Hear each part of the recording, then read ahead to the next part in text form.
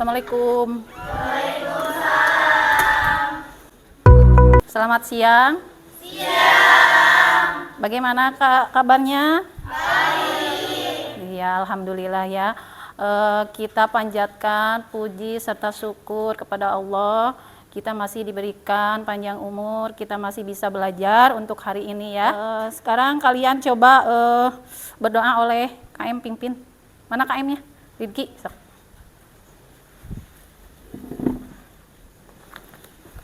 Kita belajar, marilah kita berdoa terlebih dahulu. Berdoa dalam hati, mulai. Nah, sekarang kita ini ya, coba berdiri, kalian rapihkan bajunya, berdiri dulu. Rapihkan bajunya, coba lihat sekeliling kalian, takutnya ada sampah. Kalau ada sampah tolong dipungut.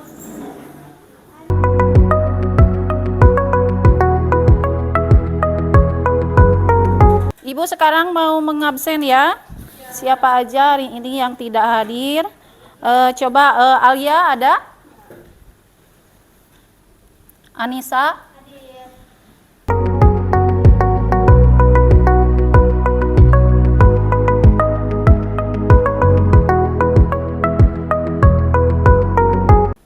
Semuanya pada hadir ya? Gini ya, sekarang kan kita memasuki mata pelajaran apa? Sejarah. Kenapa, bagi kalian sejarah itu penting tidak? Penting. Penting ya, karena ada istilah kata Insinyur Soekarno dulu itu jas merah. Jadi kita itu jangan sekali-sekali meninggalkan yang namanya sejarah. Jangan sekali-kali kita itu meninggalkan sejarah. Karena sejarah itu kita bisa jadi seperti ini, keberadaan sejarah itu kita jadi seperti ini. Terus yang namanya sejarah itu sebagai pengalaman kita ya, dijadikan sebagai pengalaman kita dalam sehari-hari ya. Jadi sebelum ke ini kita ice breaking dulu ya. Sok silakan berdiri.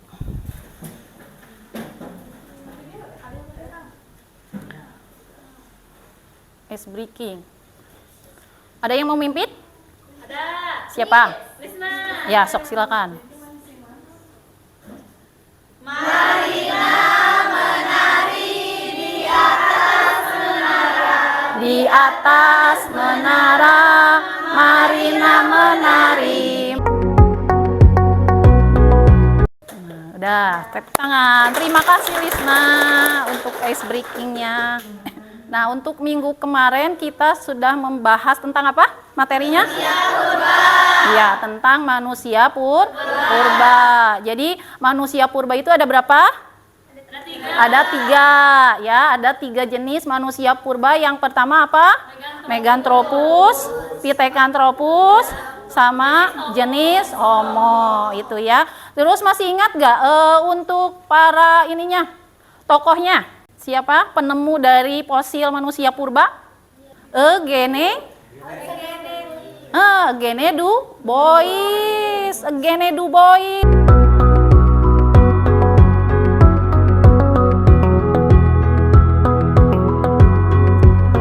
Ya, sekarang kita akan menginjak materi yang baru ya. Setelah manusia purba, kita akan menginjak ke materi tentang penelitian sejarah. Silakan dikeluarin bukunya ya.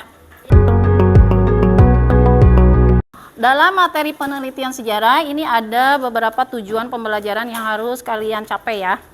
Di antaranya peserta didik memahami tahapan-tahapan dalam penelitian sejarah. Terus peserta didik dapat menyimpulkan pada artikel yang sudah dibaca nanti ya, sudah disediain sama ibu. Terus peserta didik menyajikan dalam bentuk penulisan historiografi. Terus peserta didik dapat mempresentasikan hasil penelitiannya. Nah, ini untuk penelitian sejarah ini kita pakai model PJBL, Project Based Learning ya. Jadi dalam materi penelitian sejarah kan kalian itu istilahnya meneliti, jadi ada proyeknya. Ada proyeknya itu mau berbentuk video atau mau berbentuk makalah. Yang penting ada proyeknya begitu ya. Menjelaskan materi tentang penelitian sejarah. Nah, di sini ada metode dalam melakukan penelitian sejarah.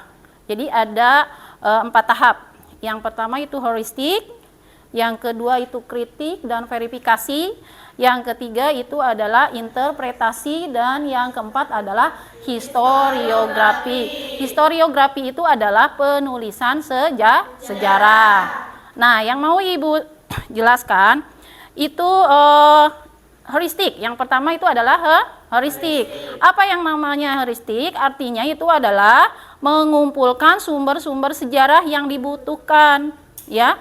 Jadi kalian itu sebelum meneliti, kalian itu harus mengumpulkan dulu data-datanya, sumber-sumbernya. Karena kalau kita dalam meneliti itu tidak cukup dari satu sumber. Harus dari beberapa sumber. Kalau yang namanya satu sumber, dari satu sumber itu jadi istilahnya penelitian itu kurang real atau tidak begitu mencek fakta ya, faktanya gitu ya. Gitu. Jadi yang namanya penelitian itu harus dikumpulkan dulu. Misalnya di sini ada sumber-sumber sejarah itu ada yang primer, ada juga yang sekunder. Itu yang berdasarkan sifatnya, ya.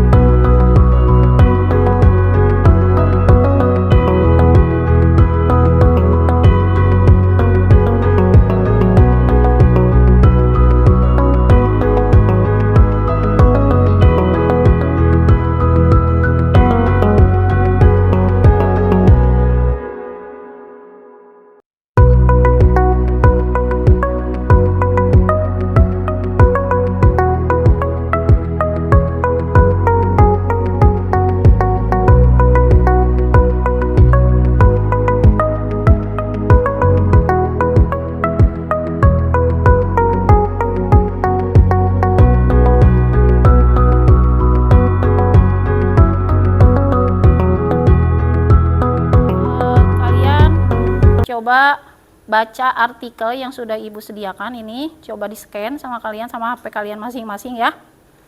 Sok, silahkan dibaca ya, ini scan-nya, barcode-nya.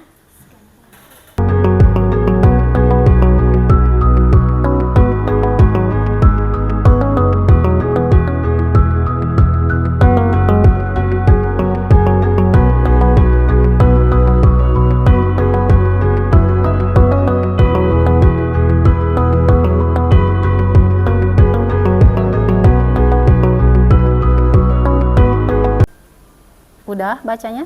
Udah. Ya, kalau sudah selesai mungkin ada yang ditanyakan dari hasil kalian baca tentang artikel yang sudah kalian baca.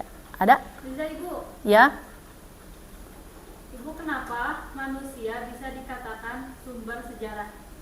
Oh iya, kenapa manusia dapat dikatakan sebagai sumber sejarah? Jadi gini ya, karena sejarah itu adalah kejadian-kejadian di masa lalu. Ya, di masa lampau atau di masa lalu. Nah, kemudian dibangun kembali, ya. Kita itu dibangun kembali, kita itu sebagai makhluk individu dan makhluk sosial. Dibangun kembali, setelah dibangun kembali terus, nah kejadian-kejadian itu lalu dirinci secara terperinci, secara ilmiah. Dirincikan secara ilmiah, ya, itu. Jadi yang namanya sumber sejarah itu kita itu bisa dijadikan motivasi buat kita ya dalam pembelajaran gitu. Jadi ya sumbernya memang harus dari manusia ya. Itu sumber utamanya ya. Tuh. Ada lagi? Pak Ibu, Ya. sejarah kan dikatakan sebagai seni. Dalam penulisan dibutuhkan apa? Itu yang namanya sejarawan atau penulis sejarah itu memerlukan intuisi ya. Nah sekarang kalian sama ibu dibagi kelompok ya, sama ibu dibagi kelompok, diacak. Yang kelompok 1 itu Lisna, Anissa, Citra, Naila, sama Cucu.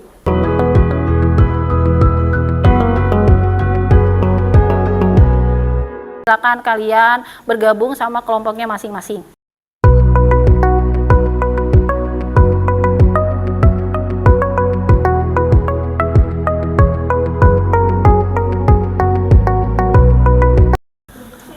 Kelompok 1, kelompok 2, kelompok 3, kelompok 4. Ini LKPD-nya Ibu bagikan ya.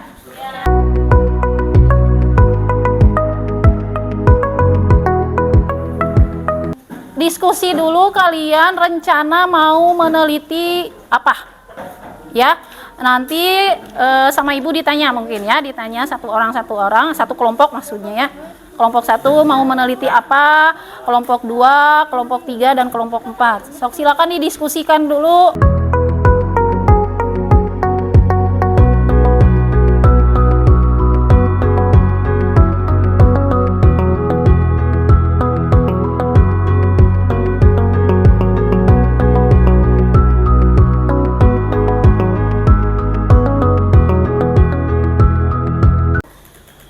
Nah, ini kan sudah ada ya. Sudah ada hasil dari kalian sudah diskusikan, kalian itu mau meneliti apanya itu untuk kelompok 1. Ini mau meneliti tentang Gunung Cupu. Ya. Nah, kelompok 2 itu mau meneliti tentang Taman Air Mancur Sri Baduga. Untuk kelompok 3 ini mau meneliti tentang keramik Anjun ya. Yang keempat mau meneliti tentang kota Bandung ya. Nah, ini kalian melakukan penelitian, kalian sumbernya yang tadi Ibu sudah jelaskan sebelumnya ya. Sumbernya itu tidak hanya dari cukup satu sumber, minimal 2 ya. Itu terserah. Mau dari mana, mau dari koran, mau dari buku, atau mau dari hasil wawancara. Terus hasil penelitian kalian itu nanti diketik, terus mau dibikin makalah boleh, atau mau dibikin sebuah video juga boleh, begitu ya. Itu. Jadi dari hasil penelitian itu nanti kalian mau dibikin video atau mau dibikin makalah juga boleh, gitu ya. Ini waktunya hanya 1 minggu ya. Berarti pertemuan minggu depan kita Ibu mau lihat hasilnya. Ya, hasilnya, terus nanti setelah Ibu periksa hasil dari penelitian kalian langsung presentasikan ya. Paham sampai situ? Ya. Sekarang Ibu mau lihat hasil penelitian kalian yang sudah kalian teliti ya. Nanti Ibu lihat per kelompoknya masing-masing. Dari mulai kelompok 1 ini ya. Untuk kelompok 1 kalian itu apa? Meneliti tentang Gunung Cupu. Coba kalian itu bikin video apa makalah? Video. Coba lihat videonya. Kalian itu sumbernya dari warga.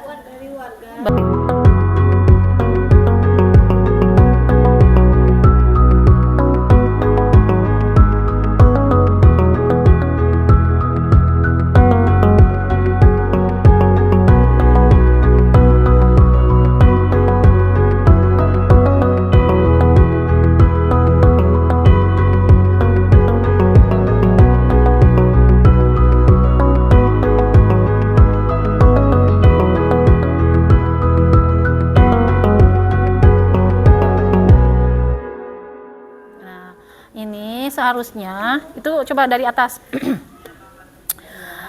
Nih setelah apa? Ini kan cover ya? Iya. Nah, kalau bisa memang ada kata pengantarnya.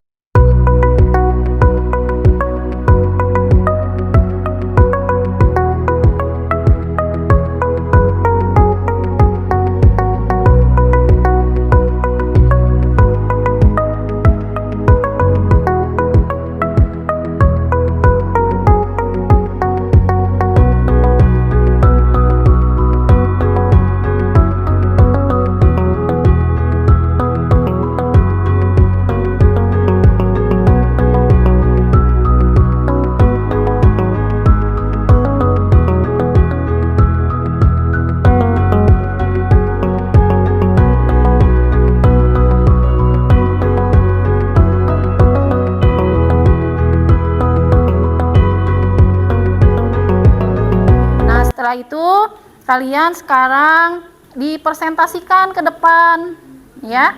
Dipresentasikan tiap kelompok mulai dari kelompok 1, 2 dan seterusnya. Ya. Siap? Siap. Nah, sekarang kalian presentasi dari kelompok 1 dulu. Silahkan ke depan.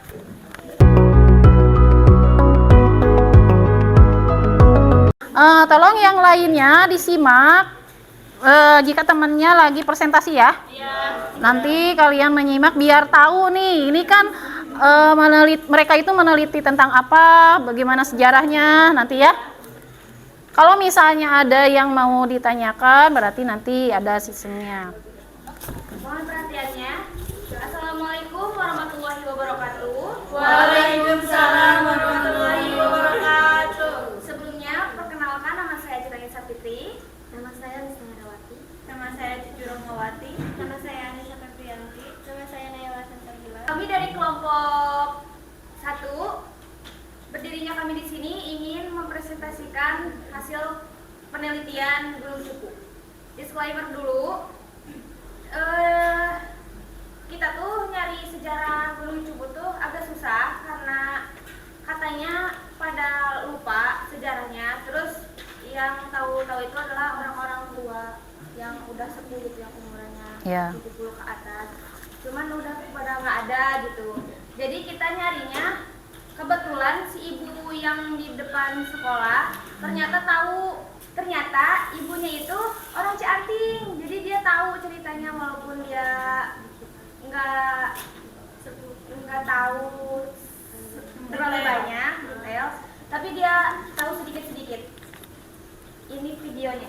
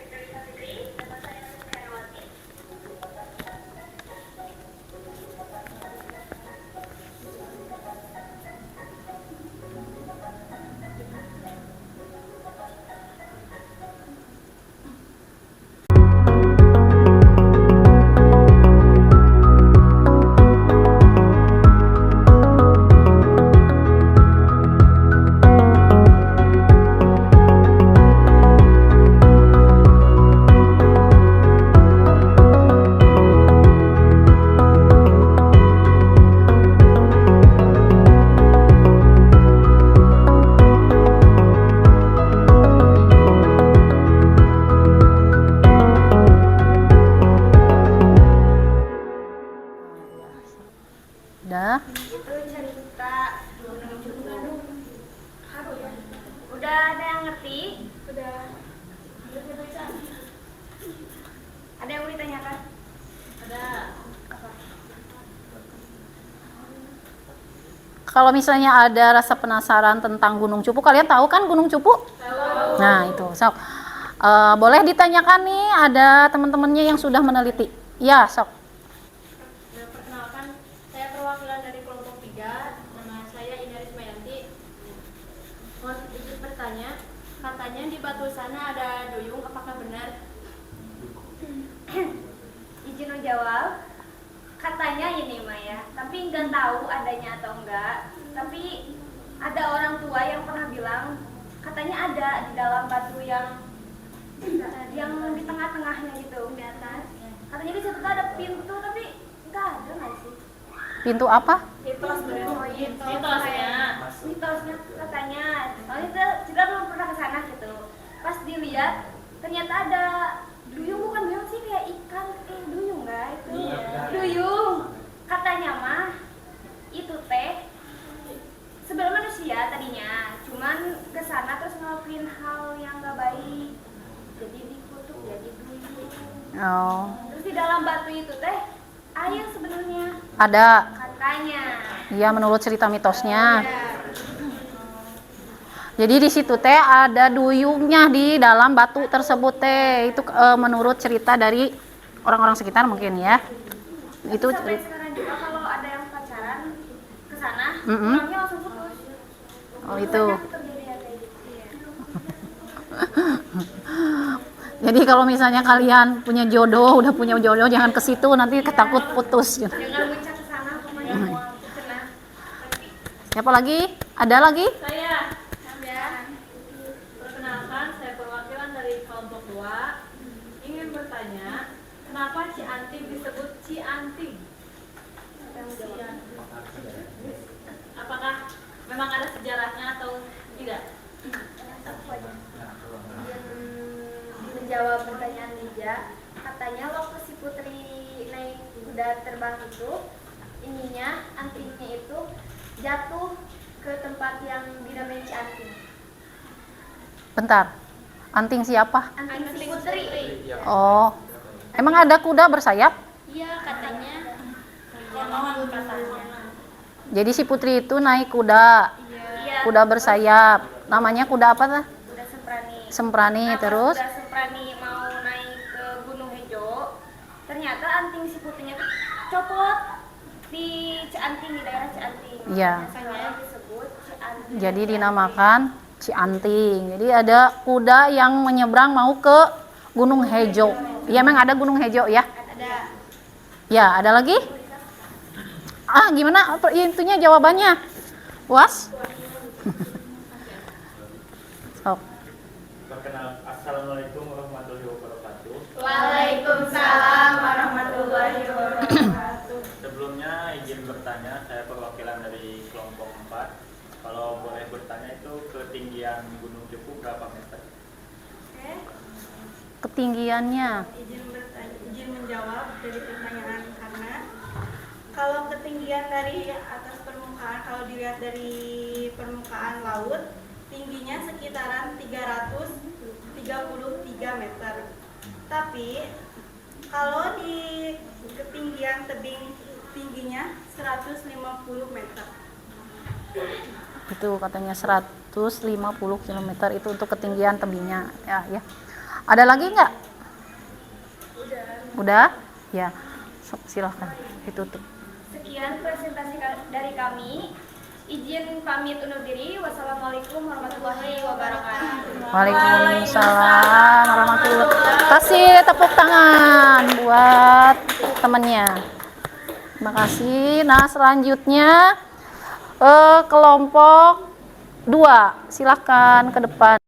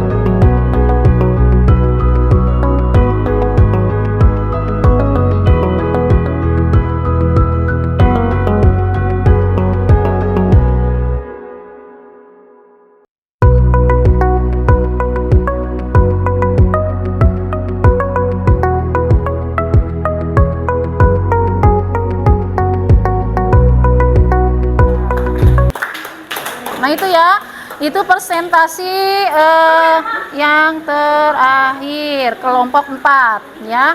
Jadi Ibu mengucapkan banyak terima kasih karena kalian sudah mengerjakan apa yang sudah Ibu tugaskan ya, melakukan penelitian. Antara salah dan benar itu nggak apa-apa, masih dimaklumi karena kita itu masih dalam tahap belajar. Nah, adapun kendala-kendala yang kalian alami selama penelitian, kan ada langsung yang ke lokasi ya. Coba menurut kalian apa pengalaman yang sudah kalian alami selama dalam pembelajaran penelitian ini? Adakah yang menyenangkan atau gimana? Menyenangkan. Misalnya dari bisa sambil jalan-jalan. Terus jadi kalian juga mungkin tambah ilmu pengetahuan ya, jadi tahu asal usul Bandung, terus air mancur Sri Baduga, terus tadi apa Gunung Cupu ya, jadi tahu ya. Ibu sampaikan terima kasih yang sebanyak-banyaknya karena kalian sudah mengerjakan dengan semaksimal mungkin. Adapun kekurangannya nanti kita bisa diperbaiki lagi untuk kedepannya. Nah, untuk materi selanjutnya yang akan datang nanti ini tentang jalur rempah ya, tentang jalur rempah. Udah. Sekarang kalian siap-siap untuk beres-beres. Selesai ya untuk presentasinya. Ya, silakan beres-beres. Kita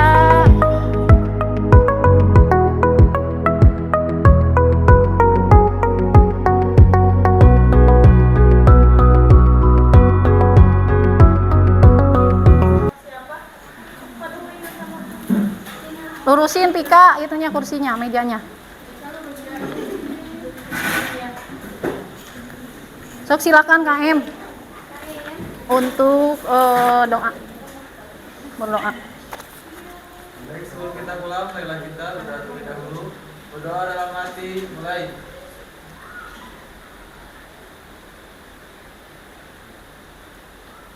Berdoa selesai, sikap diri, beri salam.